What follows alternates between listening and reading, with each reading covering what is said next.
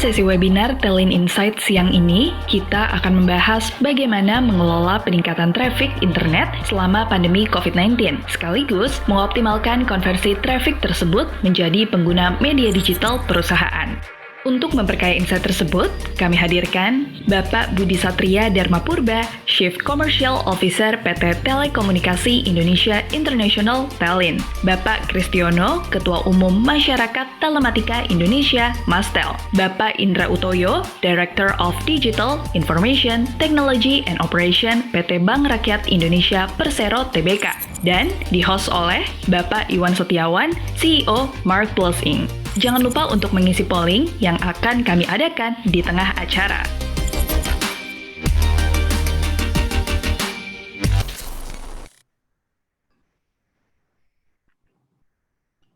Selamat siang, selamat datang di Talent Insights. Acara ini terselenggara atas kerjasama antara Mark Plus Inc. dengan PT Telekomunikasi Indonesia International atau Telin dan didukung sepenuhnya oleh marketeers. Bapak Ibu sekalian, pada hari ini kita akan membahas satu topik yang sangat menarik di Telin Insights yang pertama kali ini tentang how to manage traffic explosion and gain user conversion during the pandemic. Tentunya dengan adanya pandemi ini banyak sekali lifestyle digital yang bermunculan sehingga traffic meningkat, dan pada hari ini kita akan membahas topik ini bersama beberapa narasumber yang pastinya praktisi di sektornya masing-masing. Saya Iwan Setiawan dari Mark Plus Inc. yang akan memandu jalannya acara ini. Telah hadir bersama saya di sini juga 3 narasumber kami. Saya bacakan para narasumber tersebut. Yang pertama adalah Bapak Kristiono, Ketua Umum Mastel. Kemudian ada Bapak Indra Utoyo, Director of Digital Information Technology and Operation Bank BRI. Dan Bapak Budi Satria Darmapurba, Chief Commercial Officer Telin. Nanti Bapak Ibu sekalian akan mendapatkan paparan dari 3 narasumber tersebut dan juga memiliki kesempatan untuk bertanya kepada para narasumber. Beberapa housekeeping items yang ingin saya sampaikan kepada Bapak Ibu sekalian, sekedar reminder. Yang pertama adalah Bapak Ibu sekalian dipersilakan untuk bertanya melalui fitur chat yang ada di platform Zoom. Tolong ditujukan ke saya sebagai moderator, Iwan Setiawan, dikirimkan privately melalui fitur chat tersebut. Nanti saya akan tentunya menyampaikan pertanyaan yang relevan kepada para narasumber kita. Jangan lupa juga disampaikan kira-kira pertanyaan Bapak Ibu sekalian diarahkan ke pembicara atau narasumber kita yang mana. Yang kedua adalah kita nanti akan ada polling yang akan kita adakan di tengah acara. Jadi jangan lupa untuk berpartisipasi, berkontribusi untuk menyampaikan opini Bapak Ibu sekalian, karena nanti hasil polling akan kami kembalikan sebagai result dari Telin Insight pada hari ini. Bapak Ibu sekalian, Telin Insights ini juga akan menghasilkan satu kesimpulan tertulis yang kita sebut roundup yang nanti bisa didapatkan melalui rekan-rekan baik yang ada di Telin maupun di Mark Plus Inc. Baik Bapak Ibu sekalian, kita akan masuk ke inti acara pada hari ini. Seperti saya sampaikan tadi, topik kita pada hari ini adalah how to manage traffic explosion and gain user conversion during the pandemic. Tentunya dengan banyaknya digital lifestyle yang mulai bermunculan di era pandemik ini, traffic digital ke platform-platform online semakin meningkat di berbagai sektor industri, memberikan tantangan tersendiri untuk para pemain industri tersebut untuk menangani traffic explosion tersebut. Kira-kira bagaimana cara kita menanggapi atau menyikapi situasi tersebut, atau bahkan memanfaatkan traffic explosion tersebut untuk user conversion yang lebih optimal. Inilah topik yang akan kita bahas pada Telin Insight yang pertama pada hari ini. Sebelum kita masuk pada paparan dari para narasumber, kita akan mendengarkan dulu hasil survei yang telah dilakukan oleh Mark Plus Insight terkait perubahan traffic internet dan bandwidth di berbagai perusahaan sebelum dan setelah pandemi COVID-19. Hasil survei ini nanti akan dibawakan oleh rekan saya Reza Prabowo yang merupakan industry lead untuk sektor ini. Saya persilakan, saya ingin mengundang Reza untuk menyampaikan paparannya. Silakan Reza. Terima kasih Pak Iwan. Selamat siang semuanya. Assalamualaikum warahmatullahi wabarakatuh. Selamat datang di acara virtual online kali ini. Pada kesempatan siang hari yang cerah ini, saya akan mencoba menyampaikan hasil riset yang sudah kami laksanakan beberapa minggu yang lalu terkait tentang internet explosion yang terjadi selama pandemi COVID-19 itu sendiri. Next. Oke. Dalam survei yang sudah kami lakukan, kami berhasil mewawancarai total 30 responden yang dimana mewakili beberapa sektor. Di antaranya ada apps and e-commerce sebanyak 23%, kemudian telekomunikasi sebanyak kurang lebih 17%, dan jasa juga sama 17%. Kemudian ada retail and FMCG itu 10%, keuangan 0,7%, pemerintahan 3%, dan sisanya itu ada 23% yang meliputi migas, manufacture, dan lain sebagainya.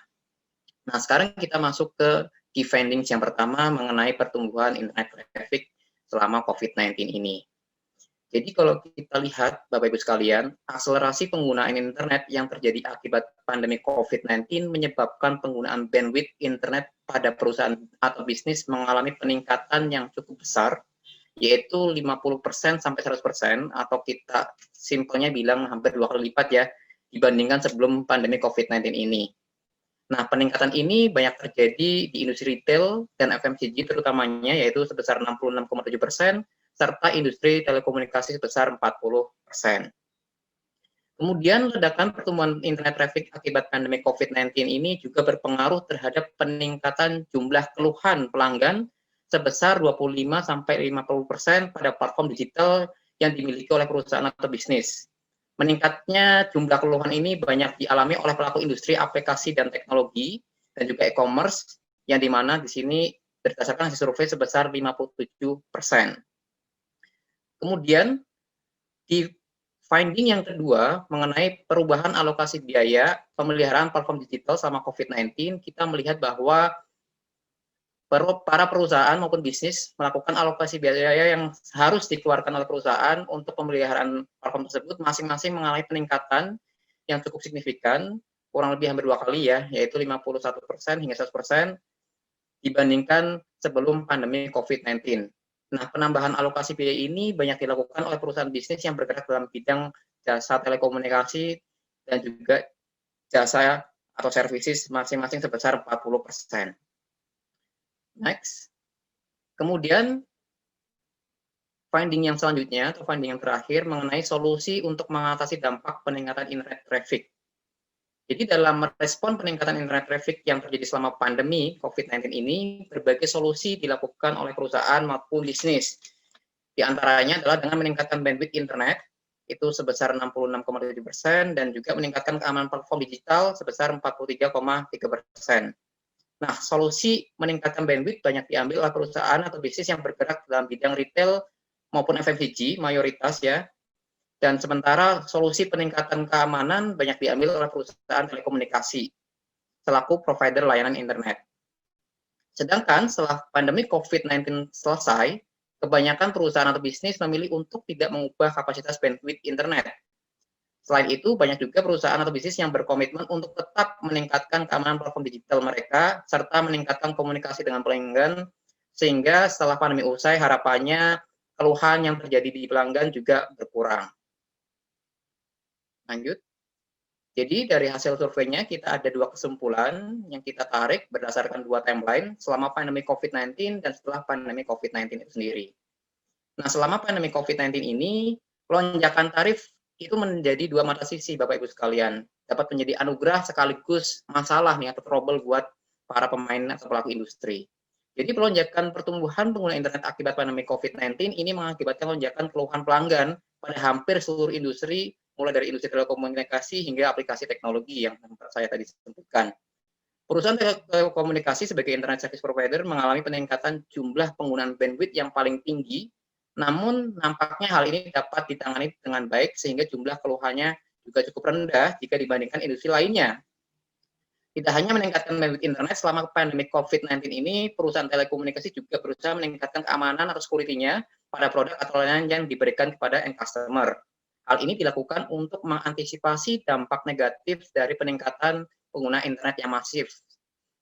Di sisi lain, aplikasi teknologi dan e-commerce menerima jumlah keluhan paling tinggi selama pandemi COVID-19 jika dibandingkan industri yang lainnya. Jumlah pengguna platform digital juga yang meningkat secara tiba-tiba, ini akibat social distancing memang menjadi anugerah ya untuk beberapa industri, sekaligus masalah ketika kita tidak bisa melakukan mitigation action, sehingga harapan kami untuk para pelaku di semua industri, perbaikan akan infrastruktur teknologi secara berkala, serta melakukan proyeksi lonjakan traffic yang eksponensial sejak dini, itu menjadi sangat penting guna meminimalisir terjadinya keluhan di kemudian hari. Yang kemudian, untuk kesimpulan, di timeline setelah pandemi COVID-19, ternyata security dan peningkatan kualitas komunikasi menjadi potensi setelah pandemi COVID-19 itu sendiri. Jadi selain tadi penambahan bandwidth memang sangat kritikal, mereka juga concern ke masalah security dan juga kualitas komunikasi ke pihak eksternal. Nah, perusahaan dan bisnis banyak berfokus pada strategi peningkatan bandwidth seperti yang saya sebutkan sebelumnya. Namun usai pandemi, fokus mereka berdasarkan hasil survei itu ternyata ke pengembangan infrastruktur teknologi, seperti peningkatan security dan juga peningkatan kualitas komunikasi dengan pelanggan. Jumlah traffic internet yang telah meningkat selama COVID-19 ini diprediksi tidak akan menurun sesuai dengan hasil survei, meski pandemi telah usai. Jadi new normal ini benar-benar akan jadi normal nih di kemudian hari, Bapak Ibu sekalian. Sehingga ekspektasi terhadap kualitas jaringan maupun kecepatan juga akan selalu ada meskipun pandemi COVID telah selesai. Jadi yang paling penting yang perlu digarisbawahi oleh teman-teman adalah kesadaran untuk meningkatkan infrastruktur teknologi dapat menjadi peluang sendiri nih, khususnya untuk perusahaan ICT, yang dimana fokusnya untuk peningkatan security dan juga kualitas komunikasi pelanggan, seperti CDN atau Content Delivery Network, CPS, dan lain sebagainya. Ini dapat menjadi peluang sekaligus additional revenue generator bagi perusahaan ICT ke depannya di samping solusi peningkatan bandwidth itu sendiri. Terima kasih, itu saja yang dapat saya sampaikan, dan selamat menikmati acara ini. Assalamualaikum warahmatullahi wabarakatuh. Baik, terima kasih Reza. Jadi Bapak Ibu sekalian tadi sudah mendengarkan paparan dari rekan saya Reza, dan kesimpulannya sangat sederhana bahwa dengan lonjakan traffic ini seperti pedang bermata dua, bisa menjadi peluang untuk user conversion yang lebih besar bagi para pemain di lintas industri. Tetapi di sisi lain juga membawa resiko atau tantangan untuk meningkatkan atau mempertahankan customer satisfaction. Tentunya dengan traffic yang semakin meningkat, semakin menantang juga untuk menjamin kualitas jaringan dan konektivitas yang bertahan baik dengan banyaknya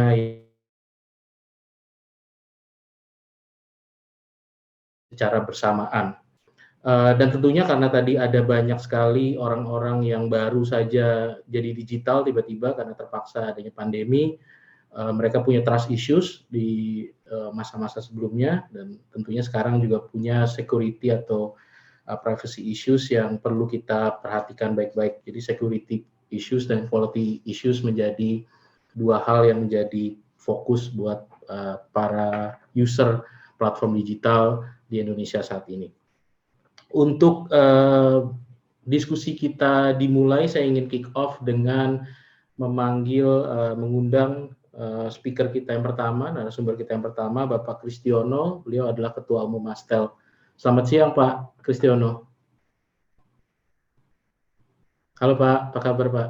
Ya, selamat siang.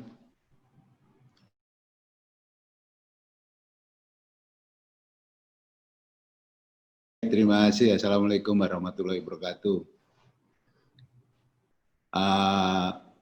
Ya, atas undangannya saya kira tadi dari survei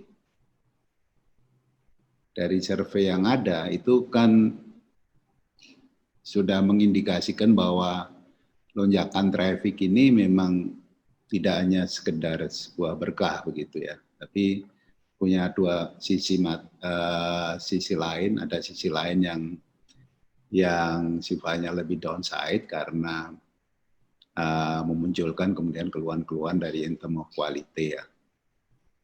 Jadi saya kira persoalannya kalau kita mau telusuri begitu, persoalannya bukan sekedar technical aja sebenarnya, tapi persoalannya lebih struktural ke industri ya. Jadi mungkin solusinya tidak hanya terbatas di technical, tapi persoalannya lebih mendasar lagi, yaitu lebih ke industri structure-nya. Industrinya memang memang sedang bermasalah begitu ya. Artinya bukan bermasalah dalam perspektif apa ya, nggak ada future-nya gitu, tapi justru on the way of transition gitu ke depan, kecenderungan transisi ke depan yang belum menemukan format yang relatif pas, baik dalam perspektif regulasi maupun di dalam perspektif kompetisi structure. Ya. Nah, sehingga itu yang juga harus diselesaikan gitu, karena tanpa itu diselesaikan, saya rasa penyelesaian secara teknikal mungkin agak lebih terbatas gitu ya. Mungkin saya ada tayangan bisa ditampilkan. Nah, karena ini telin, mungkin saya agak sedikit makro ya. Saya nggak masuk ke mikro, mungkin nanti teman-teman telin atau Pak Indra juga akan hadir, bisa sampaikan mengenai solusi ke mikronya. Tapi mungkin saya ingin justru angkat ke persoalannya agak sedikit makro.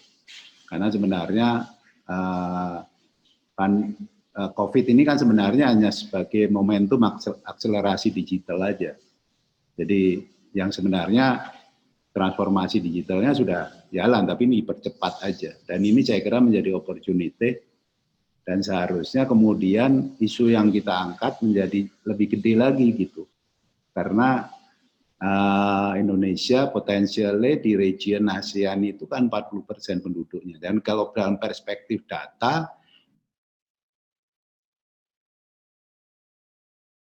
jadi mestinya justru menjadi kita angkat isu yang lebih gede untuk Indonesia adalah mestinya kan kita punya potensialnya becoming hub of the region, at least di kawasan ASEAN. Dan itu kan visinya Presiden gitu ya.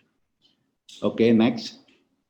Tapi what going to happen gitu. Jadi kita lihat tadi, kalau tadi saya sampaikan sedikit makro gitu, bahwa industri kita sebenarnya kalau saya ngambil dari capital market profile yang ada sekarang, kebetulan kan hari ini ada Pak Indra ya, makanya saya tampilkan share price movement di indeks kita, di capital market kita antara telcos dengan bank kan beda sekali gitu. Seharusnya kan telcos itu ada di winning sector di dalam konteks pandemi ini. Berbeda dengan bank justru agak sedikit lebih trouble kan, karena dia punya banyak masalah dengan nasabah dan lain-lain, relaksasi kredit dan lain-lain. Dan ini terbukti di dalam sektor contribution terhadap GDP itu kan Infocom adalah satu dari 3 sektor yang masih kasih positif growth-nya 3,44. Sementara bank yang bagian dari sektor finansial itu contraction-nya dalam 10,32. Tapi nggak terrefleksi sama sekali di dalam share price kita gitu. Kita bisa lihat share price telcos itu mulai dari 1 minggu ke belakang sampai 1 tahun itu hampir semuanya ada di teritori negatif. Jadi sama sekali tidak ada positifnya itu. Beda dengan bank masih sempat ada di atas level positif. Bahkan kalau dalam 1 tahun masih sempat naik gitu. Tapi telcos nggak sempat naik, dia terus ada di bawah teritori negatif terus gitu. Jadi what's going to happen gitu? Karena justru pandemi ini harusnya menjadi satu benefit untuk telcos, bukan bank gitu ya. Bank relatif ada di sektor yang bukan winning gitu, telcos winning. Oke, next mungkin. Saya rasa semua touch point yang ada di sini Indonesian Digital Profile itu semuanya positif. Jadi nggak ada sama sekali argumen bahwa kenapa kok share price telcos itu bisa selam begitu ya, seburuk itu gitu. Kita juga nggak ngerti itu apa yang terjadi. Gitu. Tapi semua touch point di sini bagus gitu. Nah, average data consumption memang kita masih jauh, tapi ini kan opportunity sebenarnya. Kita masih 4,2 dibandingin India, Thailand pun kita jauh. Tapi kita in term of cellular customer kita itu 20% kan masih belum akses ke data. Kalau itu nanti masuk ke portfolio data, saya rasa dia akan meleverage average data consumption kita. Walaupun juga masih rendah dibandingkan India maupun Thailand. Tapi yang menarik juga, kenapa tadi saya angkat isu mengenai potensialnya menjadi hub-nya region, karena kalau kita lihat data center capacity comparison, kita dengan Singapura jauh banget gitu. Capacity kita hanya 15% dari Singapura. Aneh kan? Di dalam perspektif data is the new oil, harusnya Indonesia menjadi hub-nya regional dong, karena 40% populasinya ada di Indonesia, market-nya ada di Indonesia. Jadi nggak lucu lah kalau data is the new oil dan majority ada di Indonesia, tapi data center-nya semuanya hub-nya ada di Singapura. Bahkan Telin pun juga punya data center di Singapura. Kenapa nggak di Indonesia? Nah, ini kan yang harus menjadi pemikiran justru. Dan saya rasa pemerintah kan sudah bilang, Indonesia becoming the digital nation and the biggest di region. Nah, tapi nggak terrefleksi di sini. Jadi ini yang justru harus saya mengharap si Telin, karena ini Telin Insight ya. Saya mengharap Telin justru menjadi fokus bagaimana sih membawa bringing Indonesia menjadi becoming hub di region. Oke, next. Nah, kalau kita lihat dari challenge yang ada di global industrinya, telco sendiri memang trouble gitu. Jadi kalau kita lihat bahwa service itu shifting hampir majority ke konsumsi data gitu ya. Tapi dan itu butuh capex yang besar. Tapi kalau kita lihat dalam perspektif 5 tahun hampir capex-nya itu flat. Sama sekali tidak tumbuh. Jadi ini kan ada trouble. Yang kedua kalau kita lihat bahwa pertumbuhan data sangat dominan. Tapi monetizing datanya yang trouble. Sama dengan di kita lah, di first semester tahun ini kita tumbuh 45% mungkin traffic datanya, tapi konversi ke revenue-nya enggak sebesar itu. Saya rasa paling hanya 3-4%.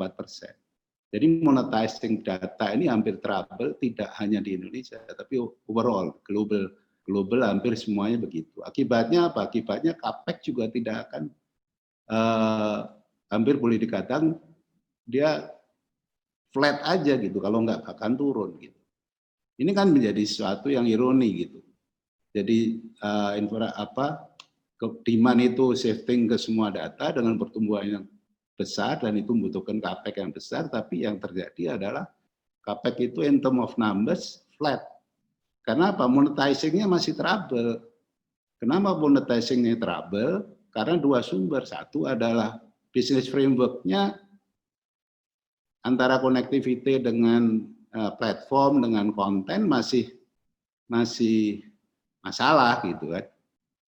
Yang kedua kan regulasi juga belum ada gitu. Jadi kita pun juga belum meregulasi mengenai over the top dan lain-lain. Jadi di samping juga competition structure-nya relatif seperti di Indonesia misalnya juga masalah itu saya rasa. Sehingga akibatnya monetizing datanya menjadi kesulitan.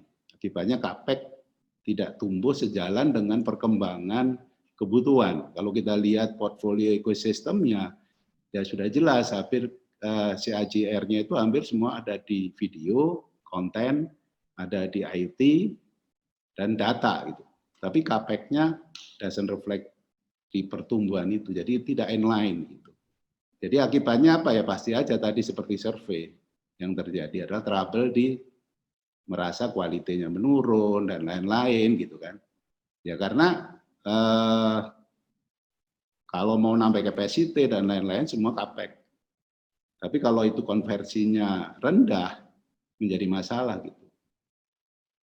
Dan saya rasa telco di Indonesia kita bisa lihat bahkan ada yang return on investment-nya hanya 5%. Bagaimana mungkin return on investment 5% akan bisa ngikutin perkembangan industri yang seperti itu. Oke, jadi kalau telcos masih akan stay di tradisionalnya, saya rasa itu yang akan menjadi masalah. Persoalannya kalau dia mesti harus moving out ke ekosistem, itu kan butuh resource yang besar sekali. Dan itu strateginya gimana? Itu yang saya rasa Telkom sudah benar sih. Telkom kan enhance, dia punya portfolio tidak hanya di connectivity, tapi mulai masuk ke platform, masuk ke konten kan. Tapi kan ini masih sangat early gitu. Nah, sementara saya kira itu sudah tepat. Cuma strateginya mesti gimana. Dan Saya rasa hal yang juga penting adalah tadi perlu digarisbawahi bagaimana kita bisa menarik traffic itu menjadi Indonesian Center gitu. Oke, terus next. Nah, ini saya kira telcos on the crossroad ya. Jadi dia mesti harus milih dia berada di kuadran mana. Memang pasti kalau dilihat dari sisi uncertainty, dilihat dari sisi impact-nya, maka kuadran yang paling menarik selalu pasti ada di kuadran yang paling ujung kanan atas kan gitu. Dan itu adalah zone of interest gitu. Nah, kalau saya melihatnya adalah bahwa ini speaking untuk ke depan gitu ya. Totally berbeda dengan bisnis connectivity yang ada sekarang, sehingga kalau mau membangun ke situ, dan kita udah tahu landscape-nya bukan lagi competition-nya ada dibatasi secara teritori nasional, tapi kompetisinya sudah ke global. Dan saya kira mungkin ada beberapa pilihan saja yang bisa dilakukan untuk bagaimana kita bisa meminimasi resource kita untuk bisa leveraging the portfolio dari bisnis yang dikembangkan ke depan. Next. Saya rasa global internet connectivity ke depan akan menjadi seperti ini. Karena persoalannya adalah kalau kita ada di posisi platform, ada di posisi konten, maka yang dia pikirkan adalah bagaimana saya bisa berdeliver dengan kualitas yang bagus. Nah, pada saat yang sekarang dia punya bisnis model yang berbeda, yang tidak bisa diikuti oleh telco. Saya rasa Telkom pun sekarang juga, kalau kemarin saya baca di koran, Telkom pun dengan Netflix belum agreed gitu. Walaupun dia sudah buka blokirnya, tapi belum agreed. Ini sesuatu yang selalu akan terjadi. Gaming negotiation antara platform, konten, dan connectivity akan selalu terjadi. Tarik ulurnya itu akan ada di situ. Dan ujung-ujungnya pasti namanya platform konten pengen bisa mendeliver dengan kualitas yang tinggi, tapi dia nggak mau bayar banyak karena dia punya bisnis model yang berbeda. Nah, sementara connectivity untuk bisa fulfill itu pasti dia butuh capex banyak. Nah, ujung-ujungnya kecenderungannya pasti platform konten itu akan dia nggak mau tergantung kepada operator. Dia akan kemudian usahakan bypass untuk mendekati sedekat mungkin dengan user supaya dia bisa jamin dia punya kualitas yang sesuai dengan yang dia butuhkan. Makanya Google, Facebook, dan lain-lain itu tidak hanya bergerak berhenti di level platform, tapi dia juga bergerak di level connectivity. Sehingga dia begitu banyak investmentnya di global, termasuk masuk ke beberapa negara. Nah, saya kira ujung-ujungnya adalah bagaimana membangun sebuah integrasi industri yang vertikal. Karena itu yang paling ideal. Dan mereka punya portfolio di semua value chain-nya. Oke, terus. Nah, kalau kita melihat ini, yang paling make sense tadi dari kuadran 4 tadi adalah global dan local strategy, collaboration. Karena ya kalau tadi contohnya paling simpel lah. Paling simpel bahwa misalnya kapasitas data center. Memang benar, saat ini mungkin baru sekitar 50-60 mega. Tapi kemarin Asosiasi Data Center sampaikan di koran bahwa dia tahun depan dia akan double, gitu, 120 megawatt. Kita kebayang kalau kita bisa bawa, let's say Amazon, kita bisa bawa Google, kita bisa bawa Alibaba ke sini, saya rasa sih in term of capacity udah hampir sama dengan Singapura. Kalau sudah bisa hampir sama dengan Singapura, kenapa enggak hub-nya ada di kita? Jadi region-nya mesti kita dong, karena user-nya 40% ada di kita, dan dia tujuannya adalah bagaimana grab user sedekat mungkin dengan user gitu. Nah, pasti kita bisa tarik mereka ke sini, dan saya rasa itu strategi yang bagus untuk kita bisa mengkolaborasikan dengan mereka punya. Karena mereka ada di semua, baik di devices, di jaringan, di platform, di konten. Kan global ini kan ya, big player-nya kan cuma Amerika, ada Google, ada Apple, ada Amazon, ada Microsoft, Sementara Cina yang aktif kan ada Baidu, Alibaba, Tencent, ada Huawei gitu. Dan itu kan kalau dipetakan akan bisa menjadi satu kolaborasi nasional yang sebenarnya bisa membangun kekuatan Indonesia menjadi bagian dari hub-nya region gitu. Terus saya kira kalau itu kita benar-benar bisa fokus dan kita bisa lakukan, saya kira sesuatu yang bagus. Karena regional marketnya ready ada di 247, local market ada begitu besar. Indonesia menjadi 40% dari semua populasi. Sehingga kalau kita bisa bangun secara kolaboratif dengan begitu banyak global partners, maka kita bisa bangun industri, hampir semua portfolio industrinya, baik di industri perangkat, devices, jaringan, platform maupun aplikasi dan konten. Saya kira itu yang harus dijadikan satu milestone ke depan bagi bangsa ini. Dan saya sangat mengharapkan sebenarnya kemudian Thailand ini bisa fokus gitu di region dan do something untuk kemudian menjadikan Indonesia menjadi digital hub-nya region. Saya kira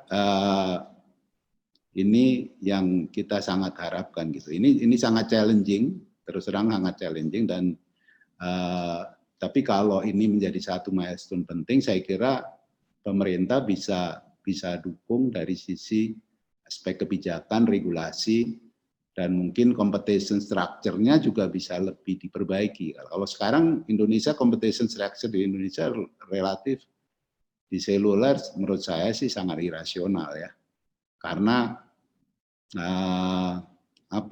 harganya sangat murah begitu, sangat cepat turunnya gitu. Tahun 2010 harga 1 mega itu masih 1.000, tahun 2018 1 mega itu harganya udah tinggal saya rasa sih sekitar 15 perak gitu, dan sekarang harganya mungkin tinggal 5 perak gitu. Jadi begitu cepat reduksi pricing-nya begitu, karena menurut saya sih kompetisi yang agak sedikit irasional karena disparitas antar operatornya pun juga bedanya besar sekali, bisa sampai 20-25%. Dan saya rasa ini harusnya regulator lah yang harus lead gitu, karena regulator punya posisi untuk membuat formula pricing gitu. Tidak bisa menetapkan pricing, tapi bisa membuat formula pricing yang membuat kemudian industri ini tidak bloody gitu ya, berdarah-darah gitu. Dia harus bisa catch up, dia punya opportunity bagus, tapi harus bisa mengkonversi menjadi satu, memonetasi menjadi satu investment yang memang dengan yield yang diharapkan. Tidak seperti kondisi sekarang. Kalau kondisi sekarang saya kira pasti sangat sulit untuk bisa bagaimana kita catch up opportunity mau percepatan digital yang akan terjadi. Karena investment viability-nya persoalan gitu ya. Jadi ini harus dibenerin. Oke. Saya rasa ini kesimpulannya aja, pandemi ini hanya akselerasi transformasi digital. Jadi sebenarnya diakselerasi aja. Tapi bagaimanapun hegemoni dari industri global itu nggak bisa dikesampingkan. Dia akan terus masuk, penetrate ke inside the country. Saya rasa Google pun juga sekarang kan lagi ngerjain kabel masuk dari San Jose, masuk ke wilayah Indonesia 4.000 kilo dari Papua sana sampai ke Singapura, branching ke Tanjung Pakis kalau nggak salah.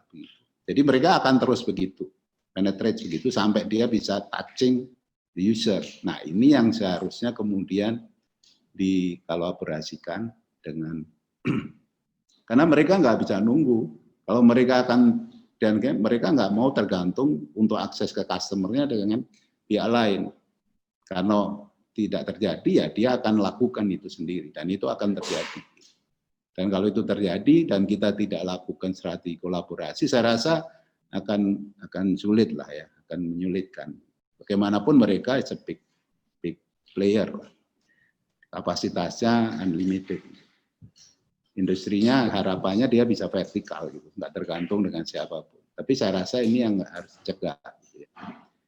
tidak ada pilihan sih bagi industri nasional, menurut saya mesti collaborate aja. Karena kita nggak sulit untuk beat mereka. Mereka terlalu besar. Di collaborate. Regulator ini yang saya kira perlu ngatur ya. Supaya kemudian industri ini tidak dalam kondisi seperti ini gitu ya. Dalam situasi yang dia dibutuhkan justru situasi industrinya berat. Nah, saya rasa mungkin itu yang ingin saya sampaikan. Terima kasih. Wassalamualaikum warahmatullahi wabarakatuh. Waalaikumsalam. Terima kasih Pak Kristiono atas paparannya yang sangat menarik sekali. Pada dasarnya mungkin banyak masalah di industri structure ya. Tadi kita dengarkan Capex tidak naik beberapa tahun terakhir, monetisasi data masih problem untuk sektor telekomunikasi, competition structure juga irrational karena harga mungkin terlalu rendah dibandingkan benchmark di beberapa negara lain. Kuncinya tadi kalau menurut Pak Kristiono adalah ultimate goals-nya semua mengarah ke vertical integration. Kuncinya adalah bagaimana mendekat semakin lama semakin ke arah customer atau ke marketnya. Dan ini menciptakan satu peluang buat Indonesia yang punya customer begitu besar, market yang begitu besar di Asia Tenggara untuk menjadi digital hub. Terima kasih Pak Kristiono. Saya ingin beralih sekarang ke pembicara kita yang kedua. Tadi sempat disinggung-singgung juga oleh Pak Kristiono, sektor financial services. Saya ingin mengundang speaker kita yang berikutnya, Bapak Indra Utoyo, Director dari Bank BRI. Silakan Pak Indra. Baik, terima kasih. Yang saya hormati bos saya dan senior saya Pak Kristiono, juga rekan-rekan Telin yang juga direksi Telin yang hadir ya, dan juga teman-teman semua yang ikut menghadiri webinar siang hari ini. Assalamualaikum warahmatullahi wabarakatuh. Selamat siang. Baik, ya. Tadi Pak Kris bicara tentang bagaimana memang kita sudah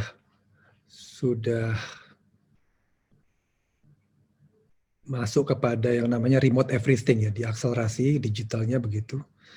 Dan memang terjadi percepatan tidak hanya transformasi digital tapi juga transformasi culture yang kita lihat memang terjadi karena interaksi-interaksi yang makin masif gitu dengan menggunakan remote everything. Dan karena ini ada isu kesehatan dan ekonomi begitu ya, memang bagaimana bisa membuat orang tetap produktif tapi sehat itu yang tentu menjadi PR begitu ya. Nah, bagi industri keuangan gitu, memang seperti tadi disampaikan Pak Kris, ada terjadi downturn atau challenge begitu untuk bisa membantu para nasabahnya yang terdampak ya, karena memang bisnisnya kemudian terganggu begitu, dan kita harus restructure, harus relaksasi begitu ya. Nah, tapi di sisi lain juga kita harus membantu bagaimana masyarakat bisa tetap produktif ya, terutama yang segmen yang di bawah juga ya, bagaimana mereka tetap produktif di era seperti ini. Nah, ini yang saya rasa menarik dan bagaimana peran bank bisa ikut membantu di situ. Ini yang kami sedang coba terus lakukan ya, supaya isu kesehatan dan ekonomi ini bisa kita address gitu, meskipun tentu tidak ada jawaban yang mudah gitu ya. Nah, kalau dari sisi transformasi digital memang terjadi explosion begitu dan akselerasi yang luar biasa, adopsi ke contactless ekonomi begitu, yang semakin less contact, semakin low touch, di mana adopsi ke online banking dan mobile banking sekarang dipaksa begitu. Jadi sekarang orang lebih senang interaksi bayar-bayar juga pakai digital ya.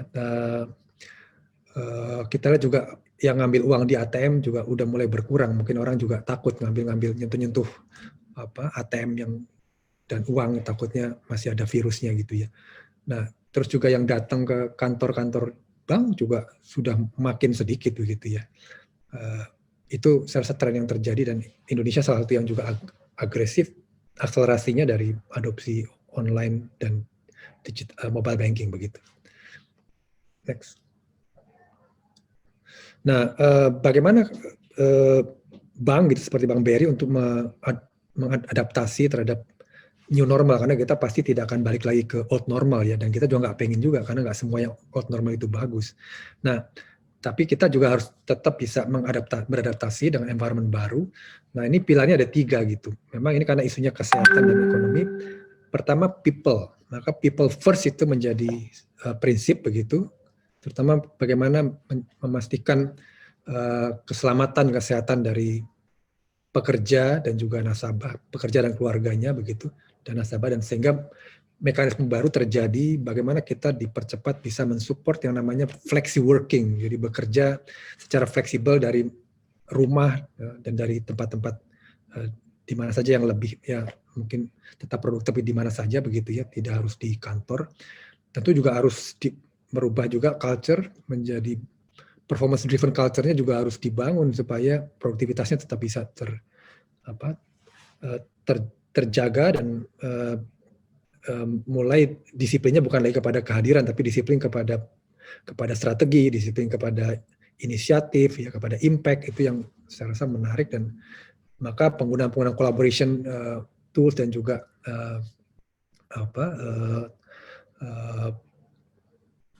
kebutuhan untuk bisa bekerja dari mana saja menjadi, atau dari rumah begitu, menjadi sangat penting ya. Yang kedua adalah bagaimana bisnis, produk dan services itu juga harus diadaptasi lagi. Bahkan produk-produk digital yang tadinya sudah kita rancang pun kita recrafting lagi untuk fitkan lagi dengan problem, untuk menjawab problem hari ini. Seperti sekarang bagaimana BRI yang memang fokus di segmen mikro, kecil begitu ya, UMKM ya.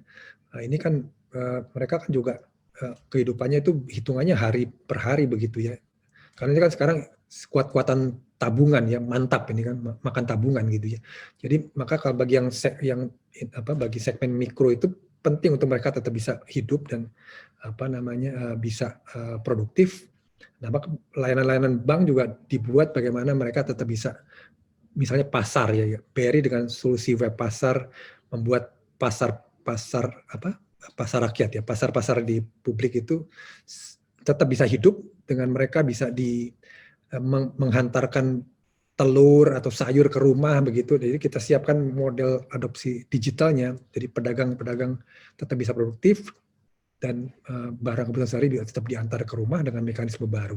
Ini contoh bagaimana adaptasi harus dilakukan di dalam solusi digital juga terus dilakukan supaya bisa mendukung. Karena kalau bagi bank, kalau demand side-nya tidak tumbuh, ya bank tidak berperan begitu. Oleh karena terus maka kita juga stimulus dari pemerintah itu menjadi penting, karena stimulus itu mendorong demand. Begitu demand terjadi diharapkan terus berputar. Nah, maka peran untuk mendorongnya juga dari bank juga akan menjadi lebih efektif begitu ya.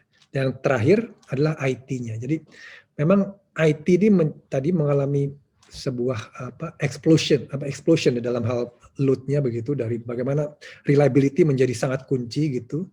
Kemudian security juga menjadi isu yang sangat serius, dan terus memberikan enablement untuk orang atau karyawan atau untuk bisa terus makin produktif ya dengan feature-feature baru. Itu dan dalam hal strategi perusahaan juga terus diadaptasi ya. Kita lebih selektif lagi dalam pertumbuhan, memilih pada hal yang sifatnya berkualitas baru kita akan support, dan efisiensi menjadi juga salah satu pilarnya. Next. Nah, ini kelihatan bagaimana explosion terjadi karena penggunaan virtual interaction terjadi di mana-mana dan sangat masif begitu. Memang internet traffic tumbuhnya luar biasa ya, hanya dalam hitungan bulan gitu sudah tumbuh hampir 170% gitu ya, dan selalu kurang saja gitu.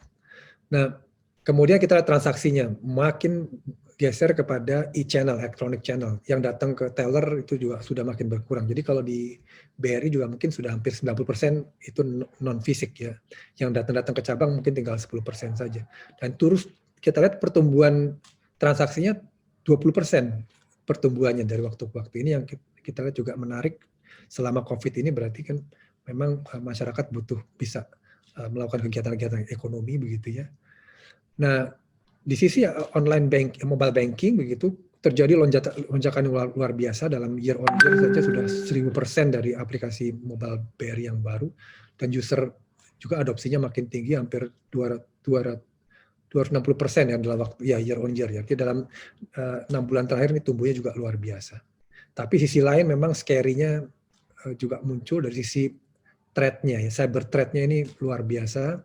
Karena mereka juga ingin memanfaatkan dari kelemahan-kelemahan sistem di perbankan ya untuk bisa melakukan fraud begitu. Ini oleh karena itu di aspek cyber threat ini perlu betul-betul manajemen fraud detection yang jauh lebih advance, menggunakan AI, menggunakan machine learning untuk terus kita bisa melakukan antisipasi dan deteksi dari adanya anomali dan fraud begitu. Next. Nah, kemudian juga bagaimana kita converting ya the explosion into transaction. Nah, ini juga kita terus memanage bagaimana customer experience tadi kan, karena challenge-nya begitu meledak, kemudian customer experience seperti apa. Maka kita harus punya 3V ini, visibility ya, untuk bisa melihat apa yang terjadi, kondisinya merah atau hijau begitu, sehingga kalau ada drop langsung melakukan velocity-nya begitu, dan kita bisa mengelola keragaman dari layanan kita yang banyak ini.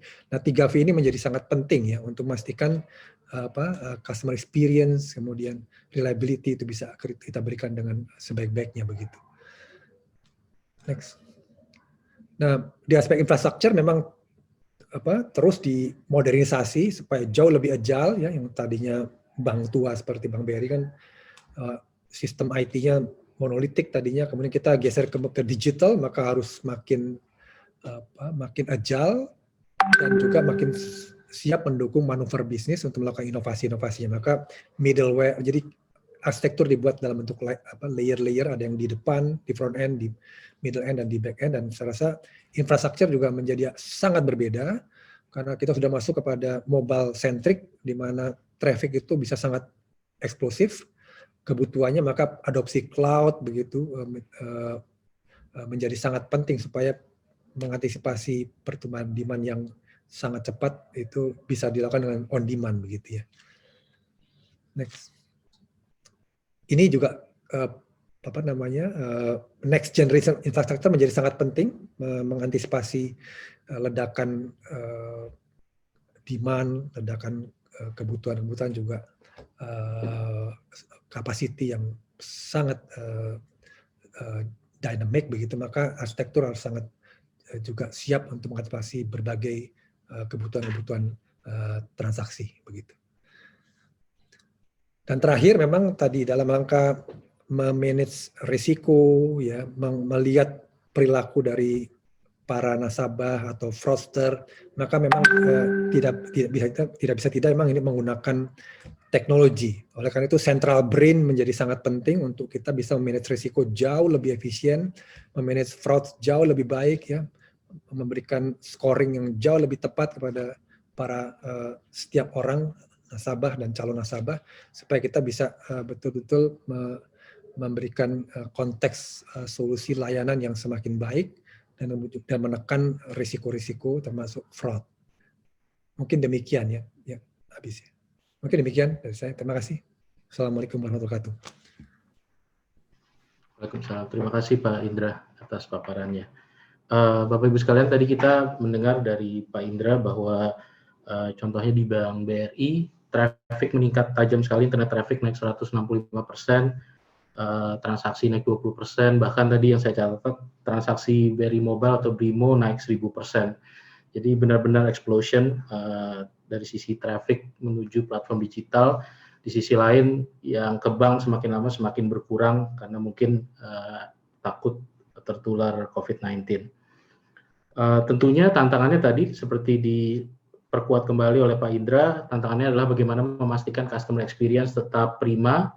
Tadi ada beberapa strategi yang disampaikan, ada strategi 3V, kemudian infrastruktur juga diperbarui terus menuju next gen technology, dan pada akhirnya nanti akan ada pemanfaatan AI untuk memastikan security dan lain-lain, lebih bebas fraud dan lain-lain di financial services. Ini tentunya menjadi sangat penting. Bapak Ibu sekalian, sekarang kita ingin mengundang pembicara kita last but not least ini pembicara ketiga kita Bapak Budi Satria Purba, Chief Commercial Officer Telin. Pak Budi, selamat siang Pak. Selamat siang Pak Iwan. Ya. Selamat siang Pak Budi. Sehat nih Pak ya? Alhamdulillah sehat, alhamdulillah. Alhamdulillah. Di kantor Pak atau di rumah Pak? Saat ini? Kita masih working from home. Masih working from home. Baik. Yeah. Silakan Pak Budi. Ya, makasih Pak Iwan. Assalamualaikum warahmatullahi wabarakatuh. Salam sejahtera untuk kita semua. Satu kehormatan nih dan terima kasih kepada Pak guru-guru saya nih, ada Pak Kristiono, ada Pak Indra gitu ya. Jadi di satu sesi yang sama. Jadi mungkin kami akan sharing apa yang kami observe dari Telin terkait dengan situasi yang selama masa pandemik ini gitu. Next mungkin. Jadi ini sekilas perkenalan saja untuk yang belum tahu Telin gitu ya. Telin adalah subsidiary yang mengelola international business untuk Telkom Group. Kita ada global office di 11 negara dan saat ini kita punya layanan di 59 kota di 28 negara begitu ya. Dan tadi sudah disinggung Pak Kristiono, kita punya data center di luar negeri. Jadi kita ada 5 data center di Singapura, Hong Kong, dan Timor Leste. Terus kita punya 250-an lebih global wholesale and enterprise customer. Juga ada service retail kita MNO gitu ya di beberapa negara, 700-an ribu, nggak besar customernya, banyak men-serve tenaga kerja Indonesia begitu. Kemudian infrastruktur kita punya 207 km submarine cable globally, jadi fiber optik kabel laut secara global itu kalau 5 kali mengelilingin bumi lah gitu, simpelnya begitu ya. Nah, dan saat ini kita membawa sekitar 12 tera global internet traffic. Majority memang dari Indonesia dan juga dari negara-negara di region. Jadi makasih tadi motivasinya Pak Kristiono, harusnya Telin berperan besar untuk menjadikan Indonesia sebagai digital hub gitu ya, Indonesia sebagai regional hub untuk digital, dan ini sudah align dengan visi kita yang sudah kita bangun dari beberapa tahun terakhir untuk menjadikan Indonesia sebagai global digital hub begitu ya. Nah, jadi kita cukup dominan sekarang untuk membawa global internet traffic, dan bahkan kita saat ini adalah ranking 2 untuk peering base atau interconnection untuk internet traffic secara global begitu. Dan alhamdulillah Telin banyak mendapatkan recognition, dan kemarin yang terakhir ini bulan Agustus gitu kita dinobatkan sebagai Best Regional Data Center Operator. Ini di Career Community Global Award di Berlin begitu ya. Termasuk juga kita mendapatkan award sebagai Best Subsea Cable Operator of the Year, jadi operator pengelola kabel laut internasional terbaik, dan juga kita sebagai Best Regional Operator of the Year. Jadi untuk wholesale bisnis di regional kita yang terbaik, alhamdulillah. Next.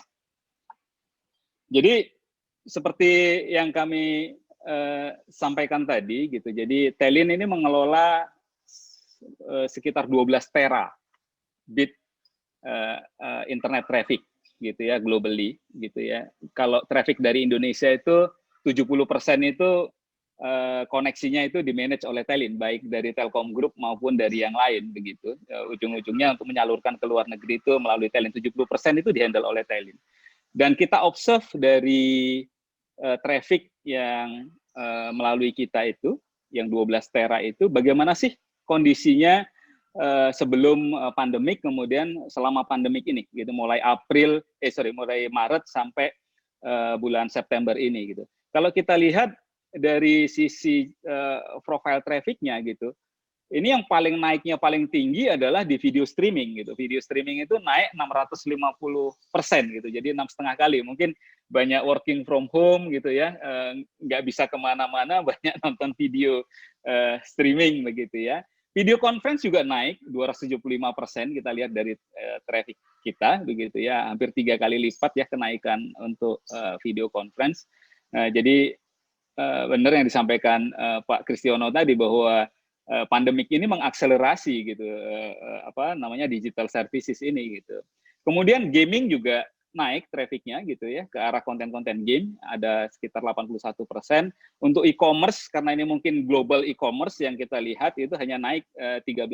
Mungkin kalau lihat profilnya yang domestik e-commerce kenaikannya cukup tinggi, mungkin tadi refleksinya apa yang disampaikan oleh Pak Indra di BRI begitu.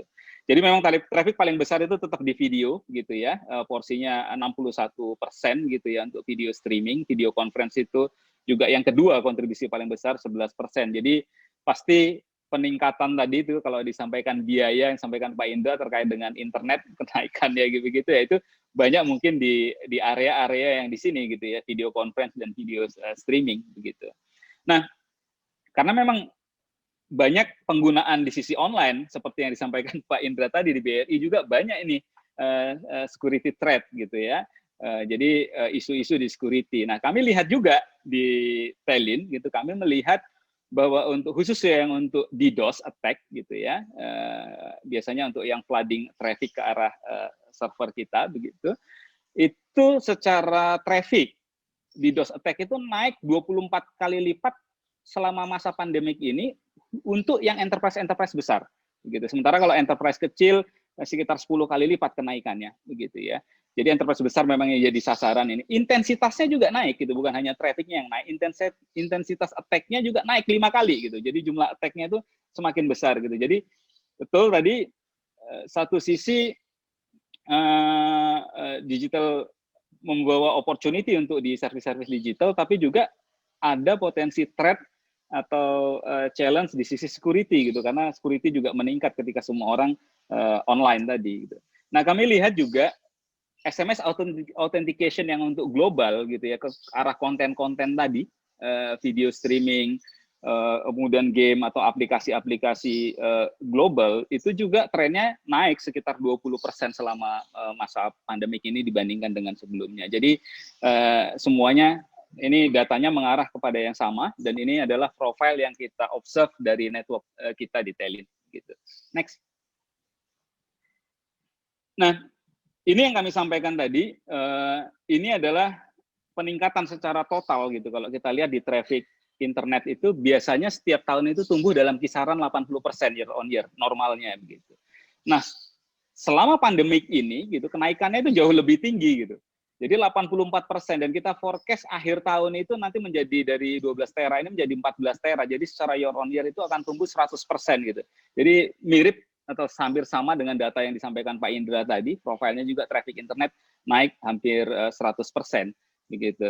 Nah, ini sebetulnya akan menjadi isu kalau provider telco tadi nggak punya infrastruktur yang cukup gitu. Dan alhamdulillah untungnya ini Telin yang pegang 70% traffic, menghandle 70% traffic dari Indonesia ini, kita punya submarine cable globally gitu ya, sehingga kita siap bisa mengantisipasi penambahan infrastruktur yang diperlukan begitu ya. Kalau enggak mungkin sudah cukup riskan juga gitu ya untuk koneksi internet dari Indonesia untuk keluar gitu ya.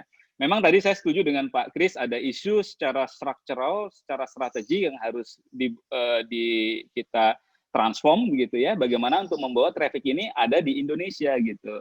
Dan untuk menjadikan Indonesia sebagai digital hub, tadi kalau komparasinya data center, ya data center kita masih kalah gitu ya, walaupun Telkom juga dan beberapa operator saat ini sedang membangun hyperscale data center di Indonesia, begitu ya. Jadi kalau saya ibaratkan di airline industry, data center itu seperti airport begitu, airport. Jadi airportnya ya kita harus sama gitu ya dengan di Singapura gitu ya, kapasitasnya dan lain sebagainya. Nah, tapi tidak hanya sekedar airport gitu, rute penerbangannya juga kalau mau menjadikan hub, rute penerbangannya itu juga harus banyak yang direct begitu. Nah, inilah peran dari kabel gitu ya, infrastruktur yang kita bangun untuk menghubungkan dengan banyak negara gitu, hub yang kita punya atau terminal yang kita punya itu dengan beberapa lokasi secara global gitu. Dan rute-rute inilah yang sekarang menjadi tantangan kita untuk menjadikan Indonesia sebagai global hub gitu ya. Kita sudah mulai sekarang untuk membuka saat ini banyak kabel internasional dari Indonesia, tapi semuanya bermuara ke Singapura. Begitu. Nah, sekarang kita sudah buka ini gateway-nya dari Manado, gitu, langsung ke Amerika, dan ini diikutin oleh beberapa submarine cable yang lainnya. Gitu. Jadi harapannya nanti mungkin apa yang disampaikan Pak Kristiono tadi bisa segera kita wujudkan nih. Gitu. Next mungkin. Ya, nah tadi juga disinggung bahwa kenaikan bandwidth atau kenaikan usage dari internet ini juga ternyata satu sisi meningkatkan juga komplain atau keluhan dari sisi pelanggan gitu. Nah ini juga kita harus pahami apa penyebabnya gitu. Ini kita coba lihat gitu ya. Ada selain masalahnya itu tidak hanya sekedar kapasitasnya dinaikkan selesai, nggak seperti itu gitu. Kalau kita bicara nanti di user experience banyak faktor yang lainnya begitu. Distance itu juga satu tantangan gitu ya. Ini satu challenge gitu ya. Karena biasanya katakanlah aplikasi digital atau internet services yang kita milikin gitu, itu di host di mana sih gitu. Itu misalkan di Jakarta aja gitu, di Jakarta. Atau kadang-kadang kita mengakses kontennya itu adanya di mana? Di Amerika, di Eropa, atau di negara lain gitu. Ya, namanya sudah pakai fiber optik pun, kecepatan cahaya ya tetap saja jarak itu akan menentukan latensinya gitu ya. Kalau ke Amerika itu sampai 200 milisecond, ke Eropa juga sama, sekitaran 250 milisecond. Ya, nggak usah jauh kalau dia ada di Singapura saja sudah 20 milisecond gitu ya. Nah, kita coba observe. Kalau ada, tadi kan kita lihat traffic internet yang paling naik itu adalah di video streaming gitu. Kalau kita mau download video streaming yang kualitas HD gitu ya, yang durasinya 3 menit gitu ya. Berapa lama sih untuk mendownload video ini gitu? Kalau dia ditaruh di Singapura dan diakses di Jakarta gitu, itu perlu waktu sekitar 4 menit gitu implikasinya kalau bandwidth-nya cukup gitu ya. Itu butuh 4 menit. Kalau dia di Amerika butuh waktu 15 menit gitu ya. Kalau katakanlah konten video streamingnya itu ditaruh di Jakarta, mau diakses dari Banjarmasin pun itu butuh waktu 5 menit untuk mendownload gitu karena jarak gitu ya. Itu nggak bisa dipungkirin. Jadi distance juga jadi satu masalah gitu ya. Tidak hanya masalah kapasitas gitu ya. Jadi apalagi geografisnya Indonesia tadi itu kalau kita lihat dari Sabang sampai Merauke ini jaraknya hampir mirip antara East Coast dan West Coast di US nih. Bedanya kita lebih banyak airnya daripada mereka gitu ya, banyak lautnya gitu. Jadi distance-nya hampir sama begitu. Jadi latensi ini juga jadi satu faktor yang menentukan, bukan hanya sekedar kapasitas dibuat ini selesai. Nah, tadi nih kalau saya kaitkan dengan apa yang disampaikan Pak Kristiono, kalau saat ini hub-nya itu ada di Singapura, konten-kontennya itu banyak ada di data center di Singapura, di host di sana begitu ya. Tentu jadi challenging ini bagi kita gitu ya. Pasti latensinya akan naik gitu ya, lebih dari 20 milisecond gitu ya. Jadi kalau lebih dari 20 milisecond itu artinya waktu mendownloadnya itu lebih lama daripada durasi videonya itu sendiri begitu ya, yang kalau untuk video HD yang 3 menit tadi gitu. Jadi tentunya akan sangat bagus kalau tadi Indonesia yang jadi hub, semua kontennya ada di kita, gitu. Kita nggak perlu ada isu masalah terkait dengan latensi untuk di konten. Tapi tetap antara Jakarta dengan regional yang lainnya di kota-kota lain yang lainnya di Indonesia juga menjadi satu isu gitu. Jadi sangat penting saat ini itu juga untuk mendistribusi konten-konten itu mendekatin ke iBoss, ke user begitu ya. Makanya mungkin sekarang banyak edge teknologi, edge data center yang harus dideploy untuk mensupport hal ini begitu. Next. Nah, apa tantangannya gitu? Tadi sampaikan bahwa bandwidth naik signifikan. Jadi challenge gitu. Jadi kalau bandwidth-nya naik signifikan, pasti ini untuk enterprise yang bergerak di online, ada online service-nya atau online bisnisnya. Yang pertama dilakukan adalah pasti simple, naikin bandwidth gitu. Atau kalau tadi improve lagi adalah invest more server gitu ya. Biasanya orang lebih senang kalau yang agak worry terkait security gitu, naruhnya on-premise gitu, termasuk improve juga expand security-nya yang on-premise gitu ya. Mungkin kalau yang butuh scalability, tadi investnya atau sudah menggunakan cloud lah begitu ya. Nah, tetapi kalau ini saja yang dilakukan oleh enterprise, ini nggak menyelesaikan isu kapasitas mungkin bisa selesai, tetapi apakah experience dari sisi usernya akan terjawab? Belum tentu, karena tadi faktor latensi itu belum di-cover, gitu ya. Kemudian pasti juga sangat concern terkait dengan cost, baik CAPEX maupun OPEX, juga terkait dengan time delivery. Juga terkait dengan security ya, kalau kita nambah mungkin on-premise security-nya juga ada challenge untuk dari sisi performance gitu ya, untuk aksesnya gitu ya.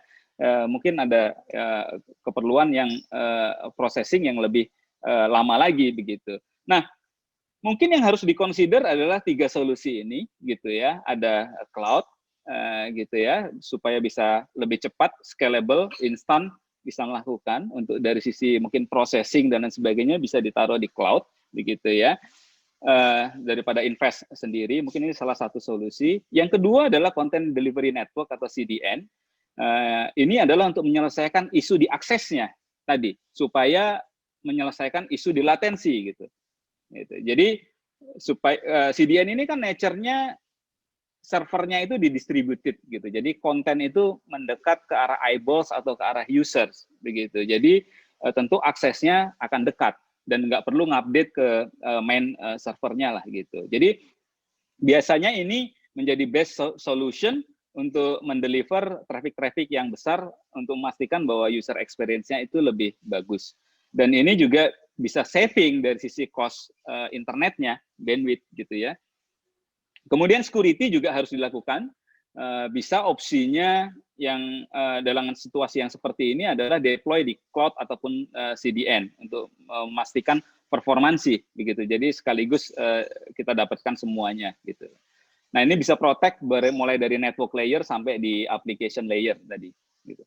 Next, tetapi memilih cloud provider dengan CDN provider itu harus hati-hati juga. Ada beberapa hal yang harus dicek begitu ya. Yang pertama adalah harus memastikan bahwa cloud atau CDN providernya itu sudah terkoneksi dengan multiple ISP, khususnya major ISP lah, yang ada di Indonesia atau tidak. Gitu. Terkoneksinya di mana? Di Indonesia atau di luar gitu ya. Nah, kalau mereka sudah terdeploy di network major ISP gitu, kemungkinan akan sangat bagus gitu. Karena kenapa kalau dia hanya terkoneksi misalkan cuman di Telkom Group saja, dia punya CDN-nya ada di Telkom Group. Nanti kalau ada user, katakanlah enterprise-nya juga perusahaannya berlangganan koneksi internetnya ke Telkom Group misalkan gitu ya. Seolah-olah sudah oke nih gitu. Tetapi ketika usernya yang mengakses katakanlah dari operator lain atau dari ISP lain, begitu ya, untuk bisa ketemu dengan konten yang tadi yang didistribusikan oleh CDN atau cloud provider yang ada di networknya, misalkan di networknya Telkom, kalau si cloud provider ini juga nggak punya network di ISP lain tersebut, apa yang terjadi? Tadi koneksi tadi. Koneksinya akan dibawa, ketemunya interkoneksinya dibawa oleh si ISP tadi ke Singapura gitu, karena konten itu pasti ada di Singapura untuk dibawa masuk lagi ke bawah gitu, ke misalkan ke networknya cloud atau CDN provider yang ada di Indonesia gitu. Jadi harus jalan-jalan dulu ke atas gitu. Jadi ini sangat penting gitu. Lain ceritanya nanti kalau apa yang disampaikan oleh Pak Kristiono tadi itu sudah ada di Indonesia, sudah terjadi Indonesia sebagai global digital hub-nya tadi gitu ya, itu tidak perlu lagi menjadi konsideran gitu, karena sudah ketemunya bisa ketemu di Indonesia, nggak perlu jalan-jalan ke Singapura gitu trafficnya begitu. Jadi ini sangat penting gitu. Jadi untuk melihat cloud atau CDN provider itu ya tentu harus dicek dulu. Ini kadang-kadang kita sering tidak sadar gitu. Jadi ketika customer atau user kita itu komplain terhadap service kita, itu mungkin orang akan melihat, oh itu ISP-nya itu yang kurang bagus koneksi internetnya gitu ya. atau kitanya yang sibuk sendiri. Wah, kita mungkin komplain juga ke provider kita yang menyediakan akses internet untuk solusi kita gitu. Ini kenapa ada komplain dari yang lain gitu. Padahal secara natural karena memang tidak terjadi interkoneksi di lokal gitu. Harus dibawa jalan ke atas tadi. Ya, tadi kalau sampai ke Singapura latensinya aja 20 milisecond gitu, udah lumayan gitu pasti.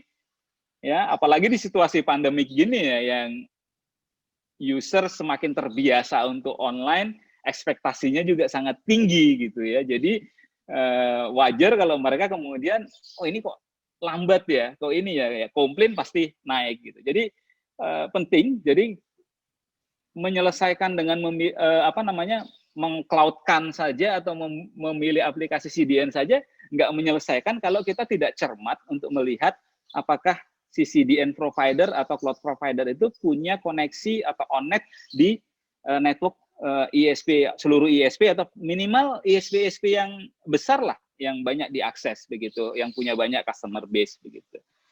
Nah tentu yang kedua adalah pilihannya, boleh back dulu, pilihannya adalah lihat CDN-nya tadi sudah bisa ada di berapa city gitu.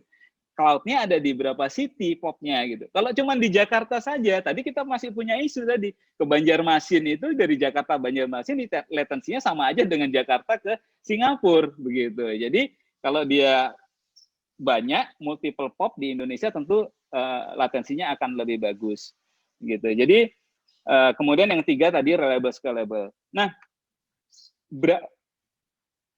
mungkin ini sekedar sharing dari observasi kami. Kalau menggunakan 3 service ini sekaligus itu bukan malah menambah biaya gitu ya. Kita lihat kalau kita dibandingkan dengan cara yang biasa tradisional menambahkan kapasitas begitu saja, kalau dibandingkan dengan kalau kita menggunakan teknologi cloud dan CDN ini akan ada cost saving sekitar 43% roughly. Itu berdasarkan assessment kita, observasi kita untuk beberapa customer kami begitu. Jadi lumayan cukup efisiensinya gitu, dan secara bandwidth juga bisa di saving sekitar 70-80% lah begitu. Next mungkin. Ya, mungkin ini terakhir key takeaway-nya gitu ya. Jadi tentu tadi di luar dari aspek-aspek yang lainnya, tentu koneksi internet ini menjadi satu fundamental mendasar gitu ya untuk bisa menambah user experience yang lebih bagus untuk setiap aplikasi yang sekarang eranya digital lah gitu. Tapi tentunya kita harus lihat mana solusi yang paling baik, dan tidak hanya memilih solusinya tapi juga melakukan checking apakah tadi itu apakah cloud atau CDN providernya itu bukan hanya sekedar brandnya gitu atau brand perusahaannya, tapi harus pastikan mereka punya network di Indonesianya seperti apa begitu, sudah terkoneksi dengan seluruh operator atau tidak gitu. Karena tadi yang disampaikan Pak Kristiono di awal tadi, belum semuanya itu ada di Indonesia, sebagian masih ada di Singapura gitu ya. Singapura yang menjadi hub gitu ya. Jadi trafficnya bisa muter-muter nanti gitu. Jadi latensinya lebih tinggi gitu. Saya kira itu mungkin yang bisa kami sharing dari Telin. Mungkin ini bisa menjadi satu masukan, menjadi tips untuk enterprise untuk melayani customer-nya lebih baik lagi. Terima kasih Pak Iwan. Terima kasih Pak Budi. Ini menarik banget nih Pak ya. Trafficnya lonjakannya luar biasa nih. Video streaming 6,5 kali, video conference 2,7 kali. Gaming aja naik 81% ya Pak ya. Jadi sangat benar-benar terjadi lonjakan yang sangat besar. Dan ini kalau dilihat semua aplikasi-aplikasi ini, video streaming, video conference, gaming, ini semuanya perlu latensi yang bagus ya semuanya ini. Jadi penting sekali memang distance itu ya Pak ya. Dari tidak hanya bandwidth ya. Iya, tidak hanya sekedar bandwidth tapi juga distance-nya. Karena tadi itu kita saat ini yang disampaikan Pak Kristiono tadi, semuanya konten-konten yang besar, majority yang diakses itu kan bukan konten lokal gitu kan, kontennya konten-konten asing ya gitu. Kalau kita bicara di video streaming, kita bicaranya Netflix, Apple TV ya, yang lain-lain gitu ya, Disney YouTube, gitu, ya. YouTube gitu ya, itu konten-konten ini masih menjadikan Singapura sebagai hub-nya, belum Indonesia begitu ya. Ini Betul. ada faktor strategik yang harus kita transform memang gitu. Baik, makasih Pak Budi. Saya mengundang kembali tadi dua narasumber kita sebelumnya, Pak Kris dan juga Pak Indra, untuk sesi tanya jawab sebelum kita mengakhiri acara ini. Ada beberapa pertanyaan yang sudah masuk ke chat saya di sini. Saya mungkin mulai dari Pak Budi ya Pak ya. Pertanyaan ini dari Gasi, ditujukan ke Telin. UMKM merupakan kontributor GDP yang signifikan di Indonesia. Digitalisasi dilakukan banyak pihak seperti e-commerce, delivery services, dan juga startup lainnya. Kira-kira Telin apakah sudah menangkap peluang ini dan apakah juga sudah punya B2B cloud servicing untuk menangkap peluang tadi, Pak? Pertanyaannya, Pak. Ya, tentunya ketika makasih nih pertanyaannya, Mas Gaji. Tentu kita melihat ini sebagai satu opportunity, berkolaborasi dengan Telkom khususnya untuk mengadres market Indonesia. Ada dua hal yang kita lakukan begitu ya, karena kalau kita bicara di cloud services, tentu untuk UMKM ataupun startup ini yang skill-nya dia bukan seperti skill yang perusahaan sudah established. Pasti tidak akan melakukan investasi dari sisi infrastruktur gitu ya, seperti perusahaan-perusahaan yang sudah besar gitu, karena masih ada uncertainty di sana gitu. Pasti akan memilih layanan cloud yang khususnya di public cloud yang sudah ada gitu, yang sudah terkenal gitu ya. Nah, tentu untuk cloud sendiri kan tentu ada pilihan antara di private ataupun di public. Orang yang lebih mengenalin kalau untuk di public itu ya ke Amazon, ke Microsoft atau ke Google yang lain sebagainya gitu. Memang challenge kalau untuk telco, jadi kita Telkom Group juga punya cloud solution gitu ya yang bisa kita berikan baik yang private gitu ya. Kalau public dengan operator-operator tadi, kami juga sudah menjalin partnership gitu, karena yang paling penting juga si cloud provider tadi juga melihat posisinya bukan hanya sekedar mereka cloud-nya ada, tapi mereka juga perlu Telin untuk menjamin connectivity-nya itu tadi, latensinya itu rendah gitu. Jadi kita juga berkolaborasi dengan para big cloud provider gitu ya, untuk bisa mengadres juga untuk layanan untuk B2B. Baik, terima kasih Pak Budi. Ini ada pertanyaan juga untuk Pak Indra. Saya bacakan dari Pak Sigit dari Winong Global Services untuk Pak Indra Utoyo. Dalam masa transisi digital era ini, bagaimana strategi BRI untuk menghadapi era tersebut? Dan kira-kira kendala apa yang dihadapi terutama dari sisi IT, Pak Indra? Ya, yes, oke. Jadi sebetulnya transformasi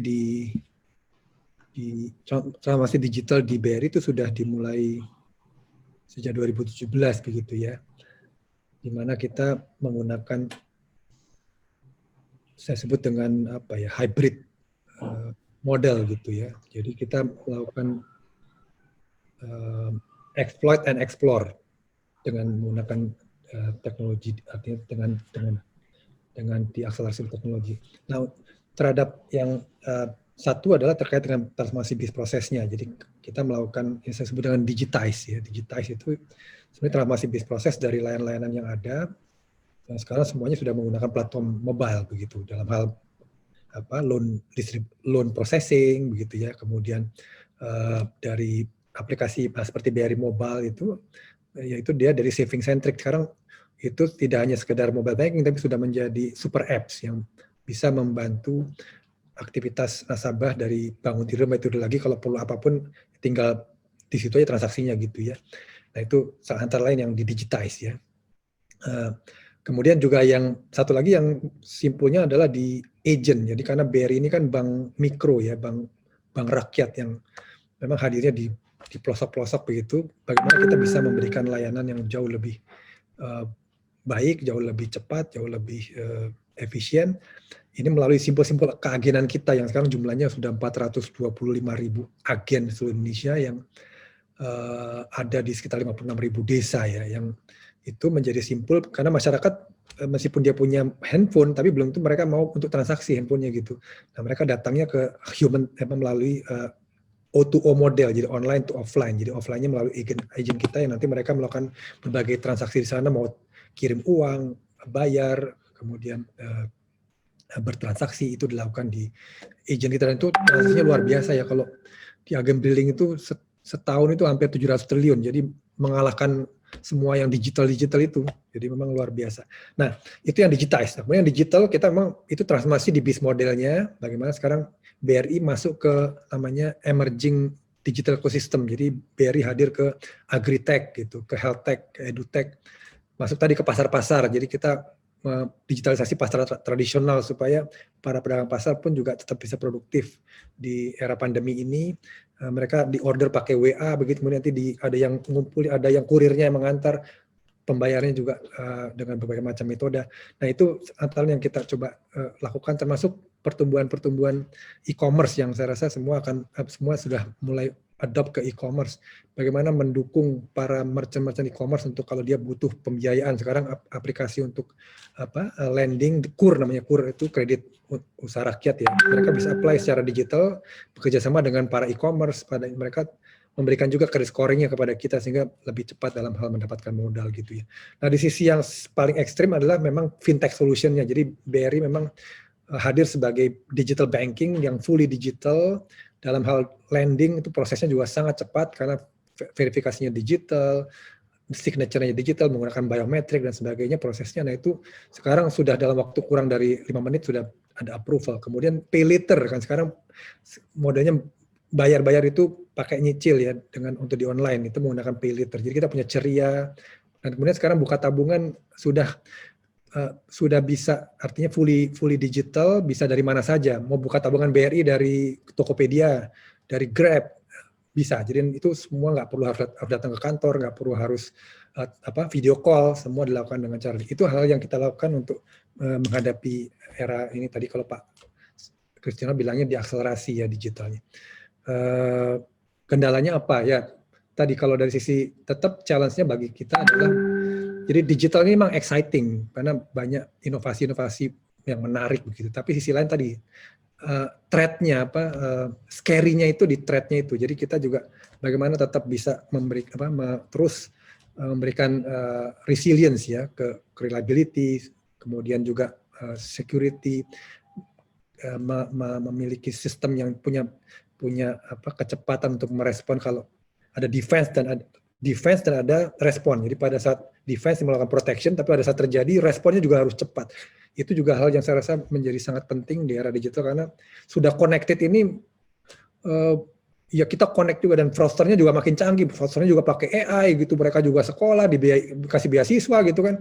Ya kita nggak bisa diam, terus harus dan melakukan kolaborasi secara industri untuk menghadapi the digital threat ini gitu. Itu kira-kira sih, Mas Iwan. Terima kasih. Baik, terima kasih Pak Indra. Ada pertanyaan terakhir ini untuk Pak Kristiano ya. Dari Bapak Muhammad Aji Priyatna dari PTPN 5 ke Pak Kristiano. Digital explosion ini masih belum align dengan kenyataan kondisi infrastruktur yang masih lemah di banyak wilayah di Indonesia. Bagaimana kira-kira supaya connectivity ini bisa lebih merata untuk masyarakat Indonesia, Pak Kristiano? Ya, saya kira memang kalau kita lihat dari penetrasi, in term of penetrasi kan ada dua ya, ada wireless, ada wireline gitu ya, ada fixed. Kalau untuk penetrasi wireless sebenarnya relatifly sudah cukup memadai ya. Tapi memang kalau kita bicara merata sampai dengan desa-desa saya rasa belum. Tapi pemerintah kan sudah kampanye bahwa 12.000 desa akan selesai lah mungkin tahun depan gitu ya. Nah tapi kalau untuk yang fixed broadband, kita bicara broadband, fixed broadband, maka memang penetrasinya masih sangat rendah. Saya kira ini sangat terlambat. Saya kira trouble-nya adalah kalau wireless itu lebih banyak ke spektrum sebenarnya. Tapi kalau ke wireline itu lebih banyak ke right of way.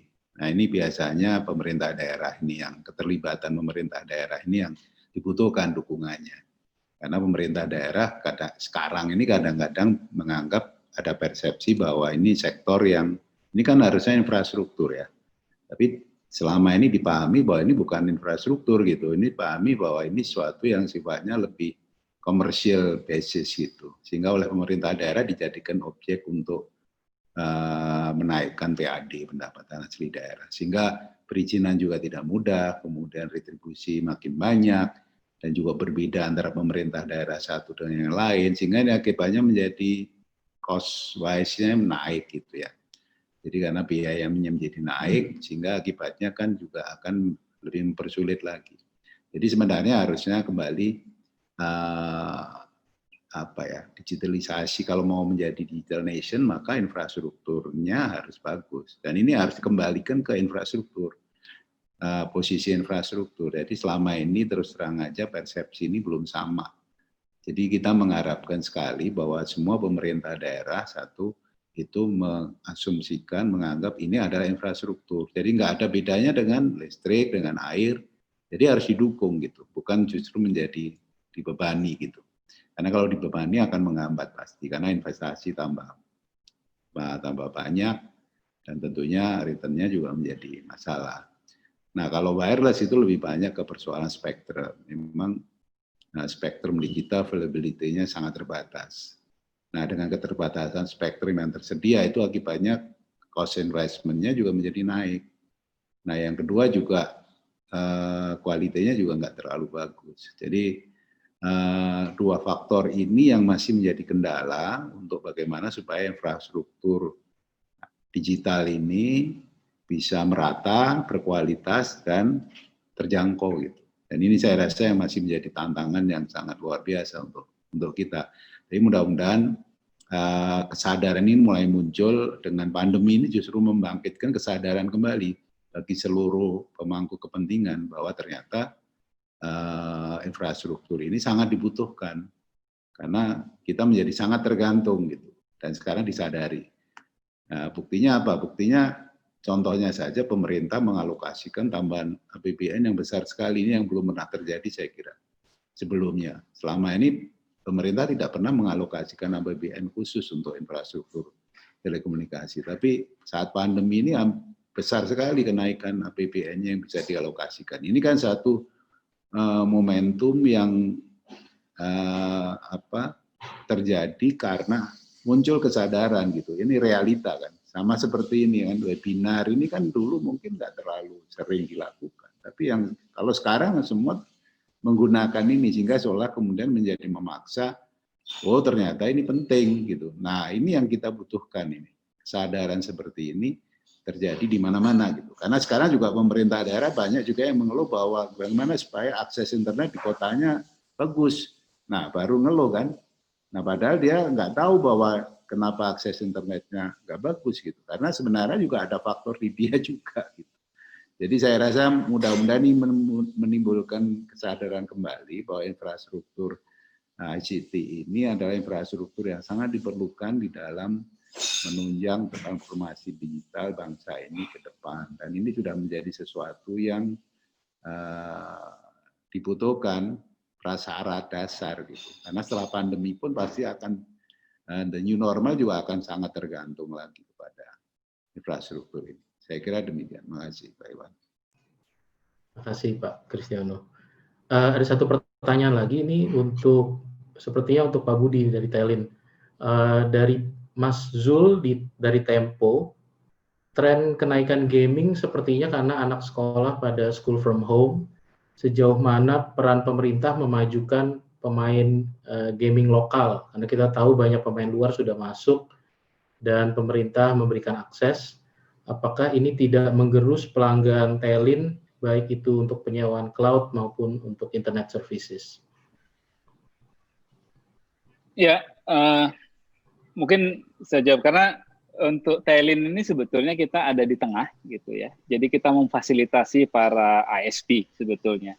ISP-nya itu bisa Telkom, bisa ISP yang lain juga, bisa Telkom Group atau bisa ISP yang lain gitu. Jadi memang kita lihat kenaikan dari sisi traffic gaming itu hampir 100% juga gitu ya. Karena mungkin ya tadi faktornya kalau kita lihat yang main game ini juga banyak waktu gitu ya, karena selama PSBB, WFH di rumah gitu ya, banyak melakukan itu gitu ya. Nah kalau kita lihat bagaimana dorongan untuk gaming lokal, kalau kita lihat juga yang dari profil yang kita observe tadi, itu gaming-gaming yang digunakan juga banyak gaming dari luar gitu. Memang kita lihat sudah ada beberapa waktu yang lalu itu yang di-endorse oleh Melon, juga ada game lokal yang kita coba naikkan gitu ya. Itu juga ada gitu, dan itu juga tidak akan menggerus ini Telin gitu, nggak ada isu karena kita ada di tengah, kita provide juga solusi untuk mereka untuk cloud ataupun CDN-nya seperti yang saya cerita tadi. Walaupun game lokal Indonesia di host di Indonesia, tapi kan juga harus didistribusikan ke kota-kota seluruh Indonesia yang jaraknya cukup jauh gitu. Jadi kami juga mensupport itu. Bagi kami dua-duanya akan ya kita fasilitasi. Tentunya kita sangat berpihak kalau ada game-game lokal juga ataupun aplikasi-aplikasi lokal yang tumbuh. Ya tentunya kita akan support semaksimal mungkin yang bisa untuk bisa membantu mereka untuk tumbuh. Begitu Pak Iwan. Baik, ya karena Telin ini ada di tengah, jadi mau lokal mau pemain global ya kita serve dua-duanya Pak ya. Iya. Tentunya ada keberpihakan juga ke pemain lokal kalau mereka kompetitif gitu. Tentu. Kita juga biasanya melihat kalau ini untuk ke UMKM atau ke startup lokal, tentu akan berbeda kita treatmentnya dengan untuk yang global player. Begitu. Makasih banyak Pak Budi. Bapak Ibu sekalian, sepertinya waktu kita sudah habis, kita sudah di penghujung acara. Saya ingin mengucapkan terima kasih yang sebesar-besarnya untuk para narasumber kita, Pak Kristiono, Pak Indra, dan juga Pak Budi. Terima kasih banyak sudah hadir pada hari ini, meluangkan waktunya selama 1,5 jam lebih di acara Telin Insight ini. Bapak Ibu sekalian, tadi rekan saya juga sudah menyampaikan di chat yang membutuhkan materi dari para speaker, panitia dari Markplus atau Telin akan menginformasikan lebih lanjut. Demikian Bapak Ibu sekalian acara kita pada siang hari ini, semoga bermanfaat buat Bapak Ibu semua. Sampai jumpa kembali di acara Telin Insight berikutnya. Stay tune, nanti akan ada informasi kapan kira-kira sesi berikutnya di Telin Insight ini. Stay healthy, stay productive. Terima kasih dan sampai jumpa. Terima kasih.